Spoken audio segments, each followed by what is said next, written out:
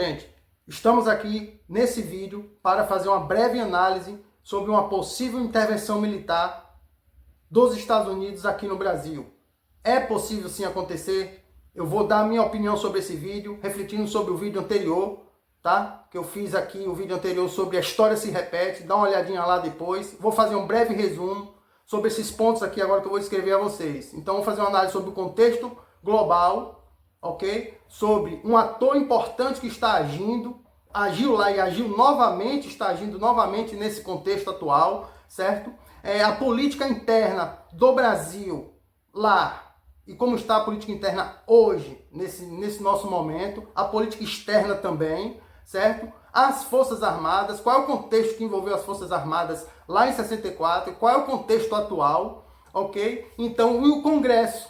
Qual é o contexto do Congresso atual? Qual é o papel que está exercendo? E tem um outro ator também envolvido, e vou dar a minha conclusão. Vamos lá?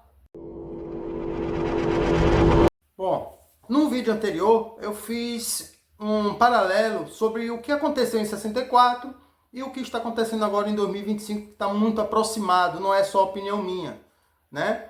Então, eu agora, a pedido do inscrito Genival, muito obrigado aí, Genival, certo? Por provocar isso, o nosso canal está iniciando, então a força de todos aí é muito importante. Se você gostar desse vídeo, já deixa um like aí quando possível, tá certo? Dê seu comentário, dê sua opinião, porque quem faz esse canal aí são vocês que vão fazer esse canal crescer aí, tá certo? Então vamos lá. Então, a minha análise é o seguinte, eu vou ver aqui alguns pontos, eu separei aqui para vocês, os pontos especiais. Quem não viu o vídeo, eu vou fazer um breve resumo muito rápido e vou dar minha opinião sobre os pontos mais importantes, certo? Então, o primeiro ponto importante que eu achei aqui, tá certo? Foi esse aqui, tá? Então, no contexto internacional, né? O contexto internacional, na verdade, hoje, né? O que é que a gente tem em contexto? Muito parecido com o que foi lá atrás, né? Então, lá nós tínhamos a Guerra Fria, dividido aí o comunismo, certo? E as suas ideologias, era o que acontecia. Hoje não está muito diferente, né? Nós temos aí as ideologias um pouco modificadas para esse nosso tempo, mas ela não deixou de ser colocada, pregada pelo comunismo, né? Tá certo? E aí o que que acontece, né? Muita gente se engana, muita gente pensa que a Rússia, hoje, naquela época, ela estava a fim de implantar o sistema comunismo na América. Agora não, né? A intenção dela, na verdade, é territorial, lá na sua região, e principalmente o foco internacional hoje não está mais nessa implantação. Na verdade, recurso financeiro, né? A guerra da Ucrânia, as terras raras, como é muito colocada, certo? Petróleo, né? Então não vamos se enganar. Então esse contexto internacional, acho que está muito parecido, muito próximo, não tem como negar. Bom, e quem é esse ator que está agindo novamente, o principal ator de toda essa condição? Lá atrás foi a Rússia, hoje a Rússia novamente, certo? Então está levando os Estados Unidos a reagir em relação à questão lá em 64, foi a questão da implantação do comunismo. Hoje já não, né? Os países latino-americanos, a Rússia buscou influenciar essa ideologia lá naquela época, e vocês sabem da história da Revolução Russa, tá certo? Então hoje não, hoje a gente sabe que a influência toda é para a questão geopolítica, energética. Aquele encontro que Putin teve lá no Alasca com Donald Trump, gente, nada mais foi para dividir o mundo em duas partes, o Ocidente e o Oriente. Trump chegou pro Vladimir Putin e disse, olha, vamos fazer um negócio.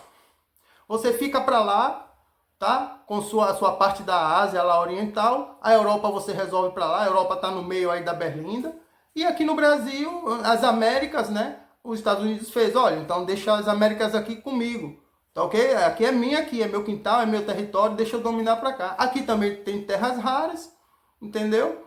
Os Estados Unidos tá visualizando o petróleo da Venezuela. Bom, e a política externa brasileira hoje e a política externa adotada por João Goulart? O João Goulart, como está descrito aqui ao lado, estava procurando se aliar aos comunistas lá na época, né? E batendo muito forte na dependência americana, né? Querendo não ter essa dependência americana. Hoje não está muito diferente, tá? O Lula está batendo aí no dólar, ok? Está aí provocando os americanos com o grupo do BRICS. A gente sabe que o BRICS não vai à frente, a gente sabe que o BRICS não é essa coisa toda. É tanto que lá no Oriente Médio parece que é o CRINCS, eu não tenho o nome lá, porque não inclui o Brasil, né, e a África do Sul, nesse grupo asiático lá. Que assim que o Putin saiu da reunião do Alasca, já começou a se reunir lá com a Índia, com a China, com os países do Oriente Médio para lá, né?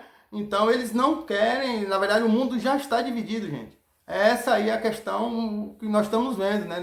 Sobre a política externa do país, nós estamos vendo aí as declarações constantes de repudiar os Estados Unidos novamente, o que o João Goulart fez lá. Então a história está aí. A sua política interna, né? O que é que está sendo feito aqui dentro do Brasil? Então o país não está muito sendo visado, né? O país está passando por um momento delicado, o governo não está se preocupando com as nossas questões internas aqui, em resolver nossos problemas, está mais preocupado com narrativa, conversa, rede social, porque sabe que a rede social hoje é um grande veículo de democracia, né? Então, aí o que aconteceu lá, a questão interna lá com o João Goulart? Então ele visava a questão da reforma agrária, educacional, a questão trabalhista, né? Então isso mexeu muito lá na época com a estrutura organizacional da sociedade, né? Então muita gente que já tinha sua estabilidade e o governo sempre lutou, bateu de pau em cima da classe média, né? Então o que acontece hoje? Então o que acontece hoje, nós temos aí os programas sociais pesados, né? Na nossa economia, defesa da inclusão econômica e arrecadação de impostos. Na verdade, se defende uma inclusão econômica, mas a fim de arrecadar impostos. Nós estamos vendo aí o secretário da Fazenda, né? O nosso ministro, melhor dizendo, o Haddad, o que é que está se fazendo, né? Então, daqui a pouco chega no nosso bolso, tá certo? Não tem como ser, tá bom? Então, assim, acaba gerando crítica daqueles conservadores, daqueles que querem conservar o seu patrimônio, sua propriedade privada, e a gente sabe que a história do comunismo não é ter propriedade privada, né? Nós sabemos de você que tem sua terrinha aí, que tem seu patrimônio, fica ligado.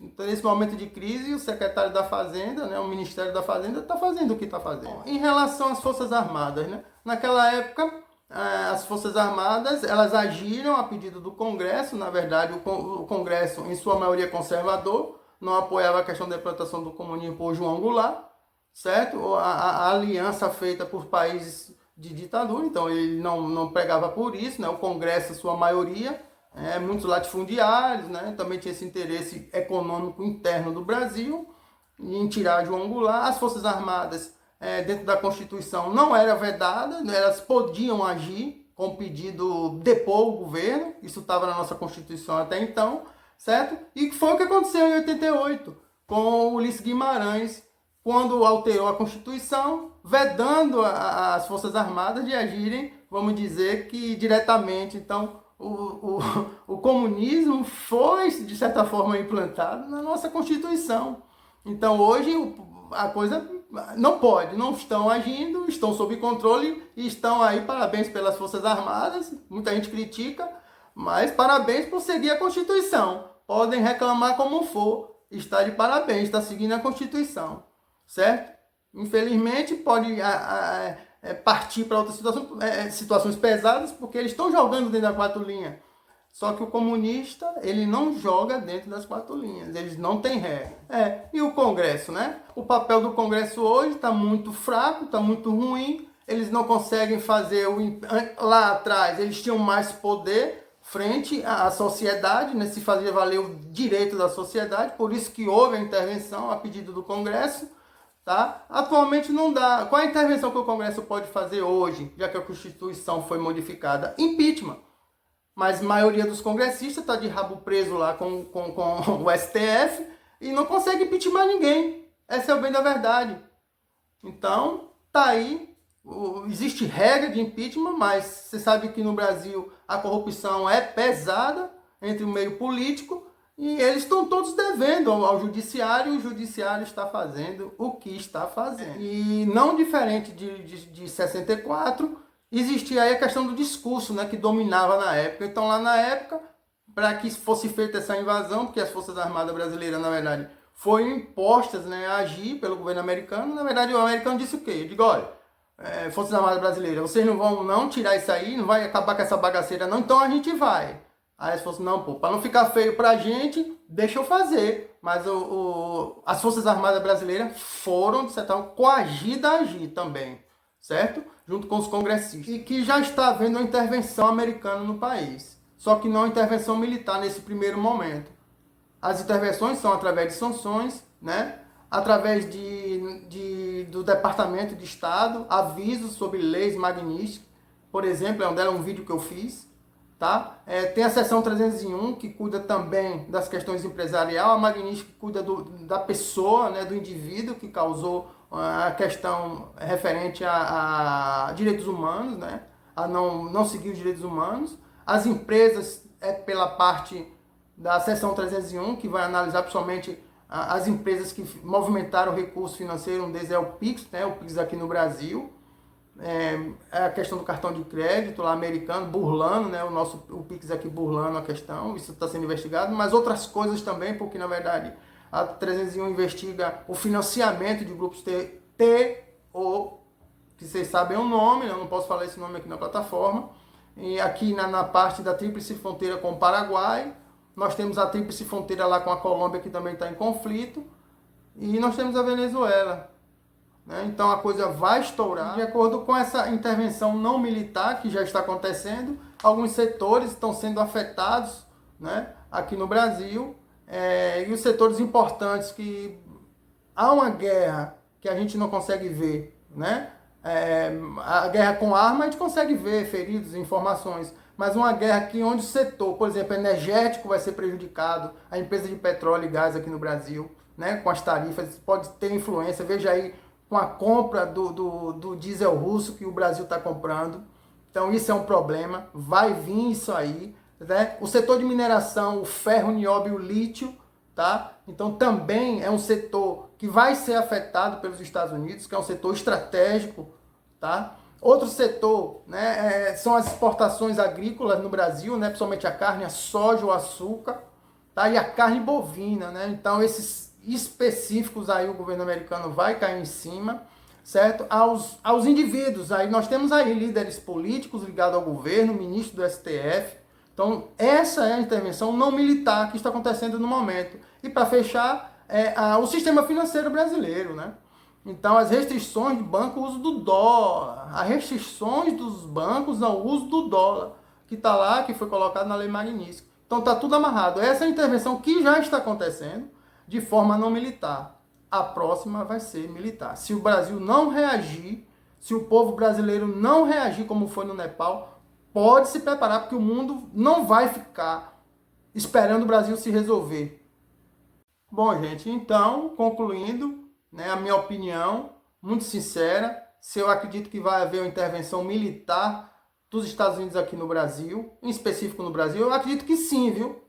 Já está acontecendo, isso não está sendo mediado, poucas informações acontecem, a Amazônia é muito grande, isso já está acontecendo lá, nas nossas fronteiras, nas tríplices fronteiras, né?